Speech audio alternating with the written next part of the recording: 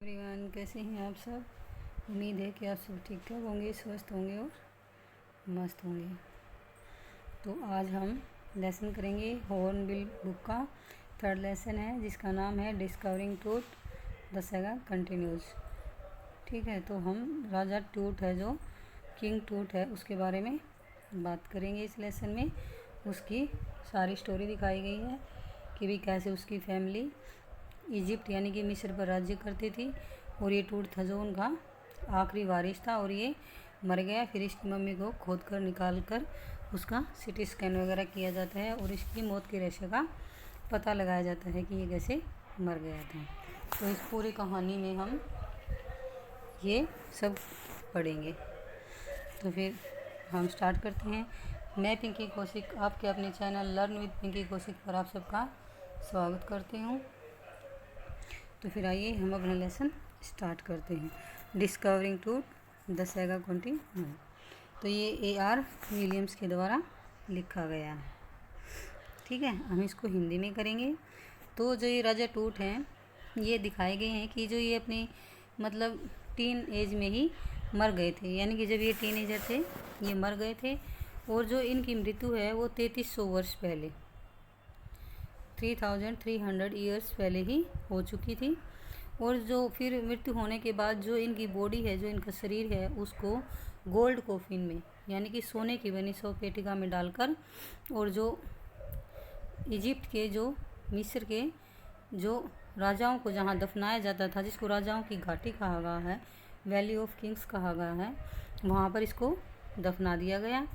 और जब राजा टूट की जब मृत्यु हुई तो वह केवल एक मतलब किशोर था, टीनेजर था। ठीक है, और उसकी मौत एक हमेशा रहस्य बनी रही कि भाई इनकी मृत्यु कैसे हो गई, इसका किसी को पता नहीं चला।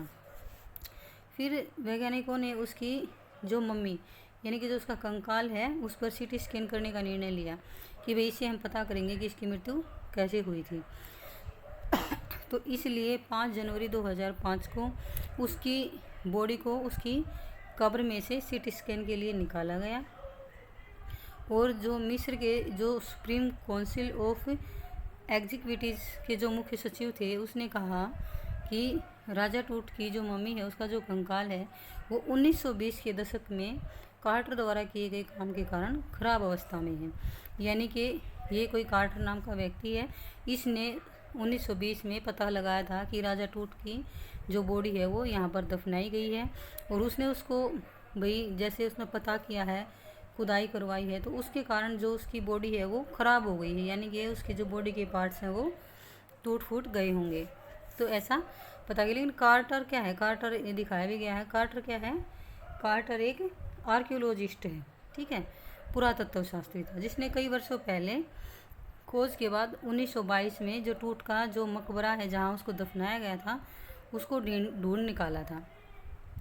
ठीक है, तो टूट के मकबरे में मतलब कई तरह के पदार्थ पाए गए थे। तो यहाँ जो मिस्र के लोगों का क्या मानना था कि भाई मौत के बाद भी आगे जीवन होता है, और भाई फिर आगे जीवन होता है तो लोगों जो मर रहा है उसको, जो मर गया है उसको आगे जीवन जीने के लिए भाई चीज़ों की ज़रूरत पड़ेगी। तो अब ये था शाही घराने का राजा। अच्छा, तो इसके साथ क्या किया उन लोगों ने, बहुत सारी कीमती वस्तुओं को दफना दिया, यानी कि इसको पूरी तरह से सोने में लाद दिया, और इसके खाने पीने का, ऐशो आराम का, पहनने का, ओढ़ने का, मतलब सारी चीज़ें इसके साथ वो मकबरे में डाल देते हैं, ताकि वो आगे जाके आगे की जो दुनिया है उसमें आराम से जी सके, उसे कोई दिक्कत ना हो। और जो डेली की जो रोज़मर्रा की ज़रूरतें हैं वो उनको भी डाल देते, उसके अंदर ही दफना देते हैं। जैसे कि उसमें दिखाया गया है कि एक रेजर है, लिनन के जो अंडरवियर्स हैं, भोजन है, शराब है, ऐसी चीज़ें वो उसके साथ में ही दफना देते हैं। फिर कार्टर ने टूट के मकबरे को मतलब उसके जो खजाना था उसको काउंट करने में ही कई महीने लग गए थे, यानी इतनी चीज़ें दफनाई गई थी उसके साथ कि उसको है ना, उसको उसकी लिस्ट बनाने में ही कई महीने लग गए थे। जब उसने उसकी जो वो थी कॉफिन थी, उसके साथ मतलब 3 थी वो कॉफिन में, 100 पेटिकाएँ जो थी वो 3 थी, उन तीनों का अध्ययन आरंभ कर दिया है। तो जो पहले पेटी को खोलता है तो वो उसमें क्या देखता है कि इसमें उसको कफन मिलता है, फूलों की माला मिलती हैं, जिनसे भी उसको सुसज्जित करके दफनाया गया था। तो अब फूलों की इतनी मालाएं मिलती हैं, तो फिर वो आइडिया लगाता है कि भाई ये मार्च या अप्रैल में पाए जाते हैं, इसलिए इस टाइम में इसकी मृत्यु हुई होगी। और वह जब उस मम्मी तक पहुंचा तो उसने भाई कई कठिनाइयों का भी सामना करना पड़ा, क्योंकि क्या था, गोल्ड के कारण जो मम्मी थी वो उस ताबूत से बिल्कुल चिपक गई थी। वो जो उसकी जो बॉडी थी वो बिल्कुल उससे चिपक गई थी पूरी तरह से, उसका कंकाल। तो अब वो ना हिल रहा था ना डुल रहा था। तो अब जो ये काट रहे हैं सोचते हैं कि भैया इसको कैसे बाहर निकाला जाए। तो वो क्या करते हैं, वो बाहर ना तेज़ धूप में, शायद 145 डिग्री की धूप थी, उसके अंदर उसको रख देते हैं कि शायद इससे ये पिघल के इससे अलग हो जाए। लेकिन ऐसा कुछ नहीं हुआ। बाद में शायद उसको चीनी थोड़े से बाहर किया गया। उसके जो बॉडी के पार्ट थे उनको काट कर अलग करने के अलावा उसके पास फिर कोई चारा ही नहीं बचा भी, ऐसे तो इसको बाहर निकाल नहीं सकते। फिर वो क्या कि अगर वह ऐसा न करता तो चोर क्या था, उसकी जो कीमती वस्तुएं थी वो मकबरे को छान मारते। क्योंकि अगर काटर उसको ऐसे ही छोड़ देता तो अब भाई इतना सोना था उसके पास, इतनी कीमती जेवर जवाहरात थे वहाँ पे, तो वो सोचा कि भाई चोर आएंगे इन सबको ले जाएंगे, फिर क्या बचेगा, क्या इसकी जांच होएगी। तो इसलिए वो उसके जो कंकाल था उसको काट काट कर उनको अलग अलग कर उन चीज़ों को अलग कर लेता है। अब फिर मकबरे में बहुत सारी कीमती चीज़ें थी, जो भाई जैसे कीमती डॉलर भी थे, साथ ही बने हुए हार, बाजूबंद, अंगूठिया, ताबीज़, ठीक है, जो रस्म संबंधी जो एपन वगैरह होते थे, सैंडल आदि, मतलब शुद्ध सोने के बने हुए थे। इतना कुछ सा तो काटर को ये उचित नहीं लगा, इसलिए उसने उसको काट काट कर सब चीज़ों का होकर। तो फिर क्या करता है, उसके सिर और लगभग उसका मतलब जो जहाँ पे उसके जोड़ थे उनको काट डाला, जोड़ कर जहाँ पे उसके जो जॉइंट थे उनको काट काट के अलग कर लिया। और फिर उनको इन भागों को लकड़ी के बक्से में रेत की तह पर फिर से इकट्ठा कर दिया। उनको फिर ऐसे ही इकट्ठा कर दिया जैसे कि वो आपस में जुड़े हुए हों। फिर आजकल क्या होता है, जो दिखाया गया है कि जो ये आर्कियोलॉजिस्ट हैं, मतलब खजानों के क्या है, मतलब खजानों की तो कम खोज करते हैं कि क्या खजाना है क्या नहीं, ये जीवन मरण के रहस्य पर अधिक ध्यान देते हैं कि भाई इसकी मौत कैसे हुई, इसकी मौत के पीछे क्या रह सकता है, यानी कि ये उन चीज़ों के प्रति ज़्यादा आकर्षित हैं। और 1968 में शरीर की रचना के एक प्रोफेसर ने मम्मी का एक्सरे किया। उसने यह तथ्य उजागर किया कि टूट की छाती की हड्डी और आगे की जो पसलियाँ हैं ना, जो रिब्स हैं, वो गायब हैं। अब आजकल जो मतलब जांच संबंधी जो चित्रण है वो कंप्यूटर टोमोग्राफी या फिर सीटी स्कैन द्वारा किया जा सकता है उन सबको। तो इस तकनीक में, इस टेक्नोलॉजी में सैकड़ों एक्स जो किरणें हैं वो 3 आयामी तस्वीर बनाती हैं, 3D, ठीक है।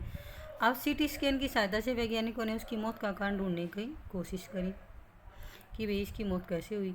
अब राजा टूट की जो मृत्यु है एक बहुत बड़ी घटना थी। वह अपने जो वंश है उसका आखिरी था, यानी उसके बाद कोई उस वंश का वंशज नहीं था।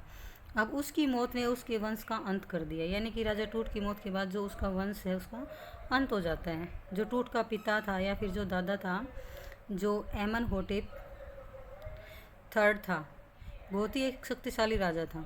और फिर उसके बाद जो उसका बेटा जो एमनहोटेप जो IV आया, फिर वो सिंहासन पर बैठता है। और जो उसका प्राचीन जो जब वो IV बैठता है, ये एमनहोटेप जो IV राजगद्दी पर बैठता है, तो वो क्या करता है, जो प्राचीन मिस्र के जो सबसे अजीब समय में से एक था, क्योंकि वो क्या करता है, उसने जो मतलब एटन यहाँ दिखाया गया है, जो सूर्य, मतलब उसने सबको सूर्य की पूजा करने के लिए मजबूर कर दिया कि भाई सब लोग है ना सिर्फ सूर्य की ही पूजा करेंगे और कोई किसी की पूजा नहीं करेगा।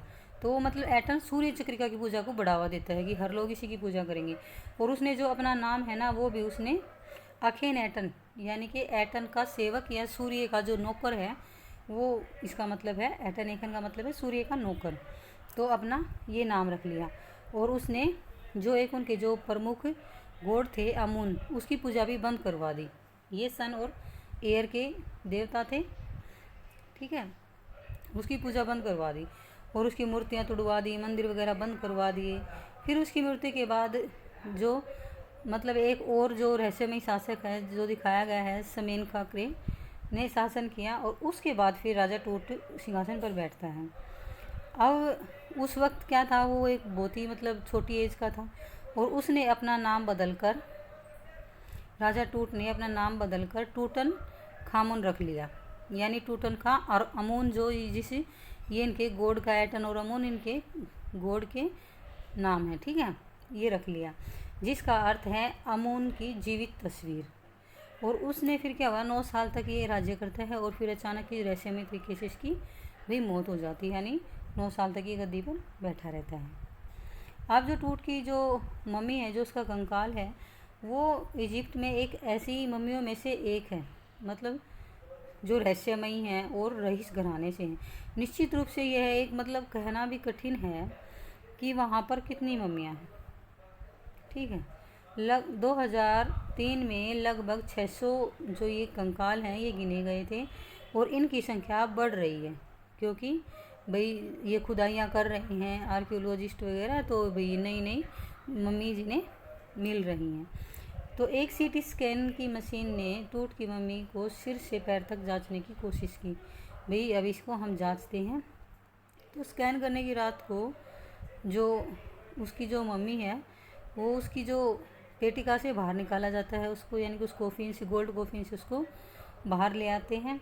फिर उसको ट्रेलर पर लिटाकर अंदर ले जाया जाता है सीटी स्कैनर तक, और फिर सीटी स्कैनर पर उसमें उसको डालते हैं। लेकिन वहाँ जाने पर ही क्या होता है, जो स्कैनर होता है ना वो काम करना बंद कर देता है। अब वहाँ पर एक जो खड़ा है वो कहता है कि भाई ये तो इसका श्राप है, क्योंकि ऐसा माना जाता है कि जो इसके पूर्वज हैं उन्होंने ये श्राप दे रखा है, अगर कोई भी इसके जो टॉम मतलब मकबरे को छेड़ेगा तो वह जिंदा नहीं बचेगा। और ऐसे भी कई लोगों की भी पहले मृत्यु हो चुकी है। ऐसा लोगों में अफवाह थी कि भाई ये श्राप से जाएगा किसी को अगर कोई इसके मकबरे को छेड़ेगा या इसको परेशान करेगा तो कहता है कि भाई ये तो श्राप का असर है। लेकिन क्या करते हैं बाद में, वो जो स्कैनर था वो मिट्टी सैंड घुसने से क्या हो गया था, ख़राब हो गया था। फिर वो प्लास्टिक की पंखड़ी वगैरह लाते हैं और लगाते हैं, तो फिर वो स्कैनर फिर से काम करने लग जाता है।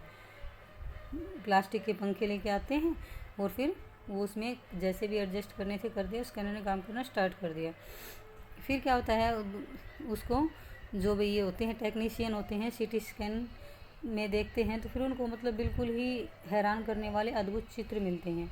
जब इन चित्रों को कंप्यूटर पर डाला जाता है तो जो उसकी गर्दन की हड्डियां हैं वो स्पष्ट रूप से नजर आई, और जो अन्य दूसरे चित्र थे वो भी, जैसे कि हाथ और पसलियों के कई दृश्य और मतलब जो उसका स्कल्प है, खोपड़ी वगैरह भी दिखाए गए। तो अब जो जांच का काम पूरा हो गया था, जो जाहिर हवास है, फिर उसने कहा कि भाई कोई भी मतलब गंभीर रूप से ऐसी खराबी नहीं है कि भाई जो कार्टर ने इसकी खुदाई की थी, और जब हम सोच रहे थे कि भाई ये है जो कार्टर की वजह से इसके जो मम्मी को नुकसान हो गया है, तो ऐसा कुछ नहीं हुआ है। इसकी जो बॉडी थी वो सुरक्षित थी, ऐसा कुछ नहीं हुआ था। तो ये कहते हैं कि भाई इतने दिन से मैं परेशान थी, अब मैं अपने एक चैन की नींद सोऊं। तो फ्रेंड्स ये थी राजा टूट की मम्मी की कहानी। राजा टूट की कहानी ना हो गई, राजा टूट की उसके एक मम्मी की कहानी थी, उसके एक कंकाल की कहानी थी कि भी उसकी मृत्यु कैसे होती है, फिर उसकी मम्मी को कैसे बाहर निकाला जाता है और उसको दफनाते समय क्या क्या उसके साथ दफनाया जाता है, ठीक है, फिर उसका कैसे सीटी स्कैन किया जाता है। तो आई होप कि आप सबको ये समझ आ गया होगा, क्योंकि फिर उसको दोबारा वहीं जाके दफना देते हैं, और फिर जब उसको निकालने जाते थे तो जैसे ही वो रेत मतलब वहाँ पे रेत वगैरह दिखाया गया है, तो कैसे ही वो हवाएं तेज़ हो गई थी, अब वो सर्दियों की जैसे बिल्कुल ठंडी हो गई थी, और जो भी जैसे माना गया है इजिप्ट के देवता इसकी रक्षा कर रहे थे, तो वो सब अब इसकी रक्षा करने के लिए तैयार थे। इसको वापस इसके टॉम में मकबरे में लिटा दिया जाता है और ताबूत को बंद कर दिया जाता है।